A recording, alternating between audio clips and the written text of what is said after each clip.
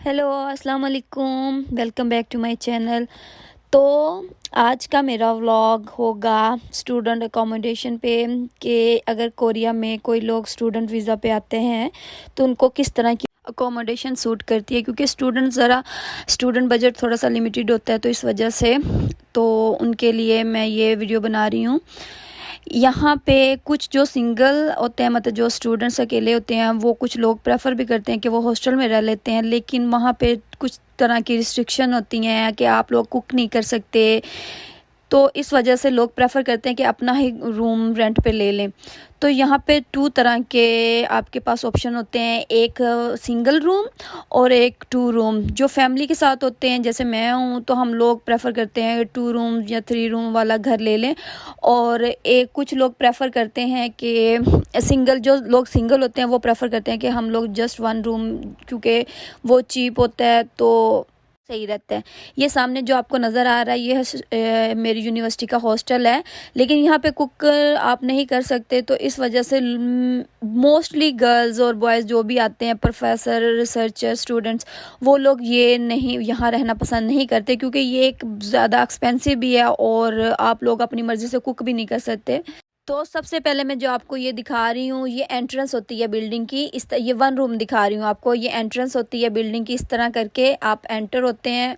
Building में enter होते ही आप यहाँ पे कुछ जगह दी होती है जहाँ पे आप लोग अपनी बाईसाइकिल वगैरह पार्क कर सकते हैं। तो फिर ये इस तरह रूम होते हैं, डिफरेंट रूम होते हैं। ये मतलब फर्स्ट फ्लोर पे है, तो इस तरह करके होता है और ये लॉक होता है। यहाँ पे ये बड़ा सिक्योरिटी सिस्टम बहुत ही ज़्यादा सेफ़ है। तो ऐसे एंट्रेंस होती है। और यहाँ पे कोरिया में कल्चर है, आप लोग शूज़ लेके घर में एंटर नहीं होते, तो ये शूज़ के लिए उन्होंने अलग से जगह बनाई होती है। हमने यहाँ पे शूज़ ज़रूर उतार के जाना होता है। और एंटर होते के साथ ही ये अलमारियाँ आपको सामने नज़र आ रही हैं। इसमें आप अपना घर का ज़रूरी सामान, सौदा वगैरह जो भी आप चाहे आप रख सकते हैं। बर्तन, कुछ रूम्स में ये छोटी होती हैं, कुछ रूम्स में बड़ी होती हैं, ये डिफरेंट होती हैं। तो आप इस तरह करके अपने जूते, कपड़े, सामान जो भी आप यहाँ पे रखना चाहें वो आप रख सकते हैं। तो वो एक स्टूडेंट के लिए तो इतना इनफ होती है, इतनी प्लेस। फिर ये इस तरह करके ये रूम के अंदर एंट्रेंस है। ये यहाँ पे ऐसे करके एंट्रेंस होती है और ये एक रूम है। और इसका रेंट बनता है पाकिस्तानी रूम हिसाब से 50,000। मतलब ये यहाँ पे रीज़नेबल है। तो आप जब भी यहाँ पे रूम लेंगे तो आपको फ्रिज, वॉशिंग मशीन, एसी और ये सेफ अलमारी वगैरह, कबर्ड कपड़े रखने के लिए, और टेबल पढ़ाई वाला, और इस तरह करके ये जो चीज़ें हैं आपको ये यहाँ इसके रूम के अंदर मौजूद मिलेंगी। जस्ट आपको कपड़े और बर्तन की ज़रूरत पड़ती है। आप इस तरह, मतलब अगर स्टूडेंट, और मोस्टली यहाँ पे क्योंकि ये यूनिवर्सिटी एरिया जहाँ पे मैं रह रही हूँ, तो ये मोस्टली लोग वही प्रेफर करते हैं जो यहाँ पे स्टूडेंट या प्रोफेसर्स होते हैं। तो मेरी एक फ्रेंड ने शिफ्ट होना था, तो मुझे ये मौका मिला, तो मैंने कहा क्यों ना मैं ये मौका अवेल करूं और मैं ये वीडियो बना के आप लोगों को भी इस तरह गाइडेंस मिल जाएगी, जो लोग यहाँ पे आना चाहते हैं, कि किस तरह की यहाँ पे अकोमोडेशन होती है और क्या यहाँ पे सिस्टम है। बेड, एवरीथिंग आपको मिलती है, जस्ट आपको कपड़े और बर्तन की ज़रूरत पड़ती है। और किचन यहाँ पे छोटा सा होता है, ये देखें एंटर, ये वन रूम का किचन है। ये एंट्रेंस अलग से, मतलब दरवाज़ा बंद करके क्या होता है, ये छोटा सा ये रखा होता है, साथ में सिंक लगाई होती है, ये 4-5 कबर्ड दिए होते हैं। और कुछ में कि मतलब जैसे इस किचन के अंदर ही आपको लॉन्ड्री उन्होंने सेट की हुई है, मतलब ये वॉशिंग मशीन इसके अंदर ही रखी हुई है। लेकिन कुछ जो रूम होते हैं, वन रूम होते हैं, उसमें लॉन्ड्री अलग सी होती है, बिल्कुल अलग दी होती है। और इतना किचन मोस्टली इतना ही ज़्यादा होता है वन रूम का।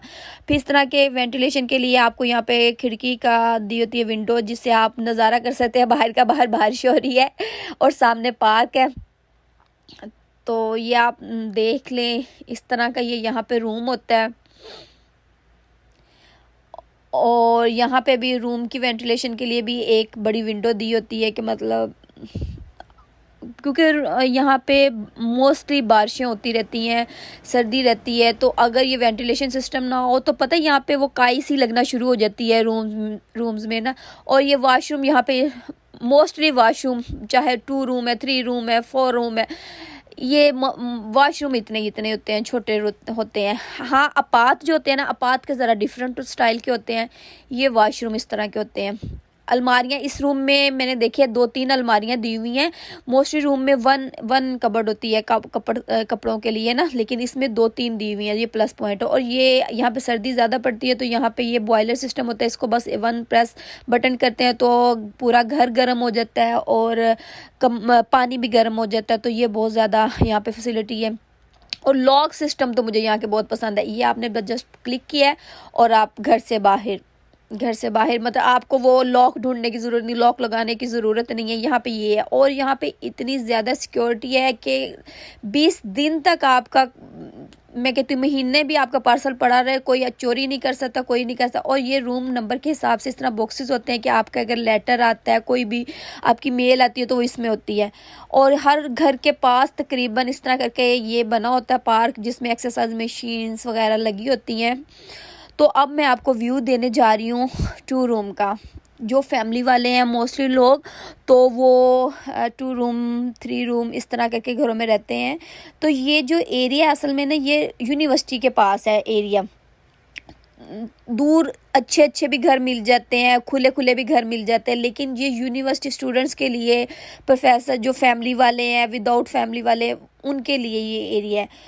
तो आज बारिश वाला मौसम था, मैं यूनिवर्सिटी से सीधे आई। मैंने कहा चलें मैं ये व्लॉग बनाती हूँ तो आपको भी इस तरह कुछ इन्फॉर्मेशन मिल जाएगी। तो ये मैं अब एंटर हो गई हूँ जो 2 रूम वाला घर है, उसके लिए भी एंट्रेंस पे ऐसे शूज़ वाली जगह बनी होती है। आप शूज़ लेके अंदर नहीं जा सकते।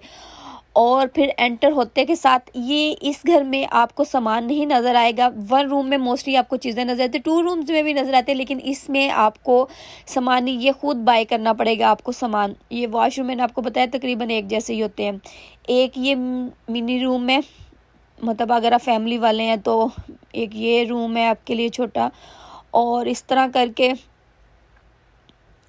और ये फुल ये इस तरह करके हाल दिया होता है, छोटा सा हाल होता है साथ में। और ये किचन उसके साथ अटैच है, ये अटैच किचन है। कबर्ड भी इसमें थोड़े से ज़्यादा है 1 रूम के कंपैरिजन में। तो ये इस तरह करके होता है। और साथ ही इधर ये 2nd रूम है।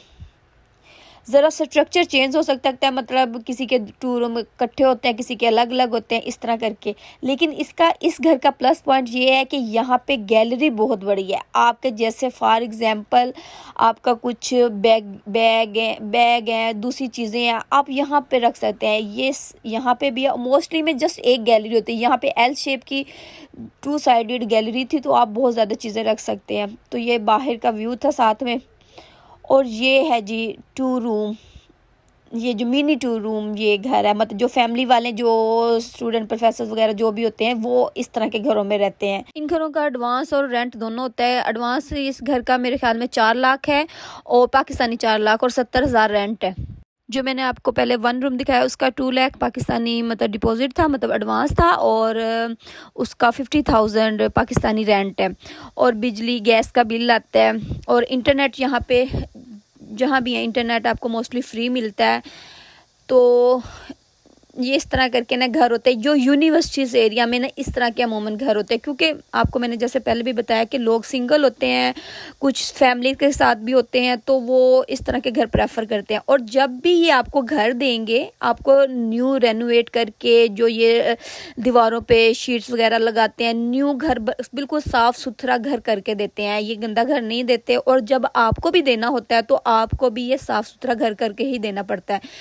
और अगर कोई आपसे कुछ चीज़ डैमेज हो जाती है तो वो जो एडवांस होता है वो उसमें से कट करके आपको बकाया पैसे देते हैं।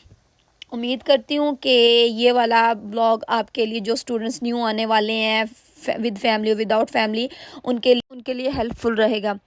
सो मेरा ब्लॉग बनाने का मकसद भी यही था कि जो भी न्यू स्टूडेंट्स हैं उनके लिए थोड़ी सी हेल्प हो जाएगी। चलें, इंशाल्लाह मिलेंगे नेक्स्ट ब्लॉग में। तब तक के लिए स्टे ट्यून्ड, और प्लीज़ लाइक सब्सक्राइब ना करना भूलिएगा। इसी तरह की आपको कोरिया के बारे में इंफॉर्मेशन वगैरह मिलती रहेंगी।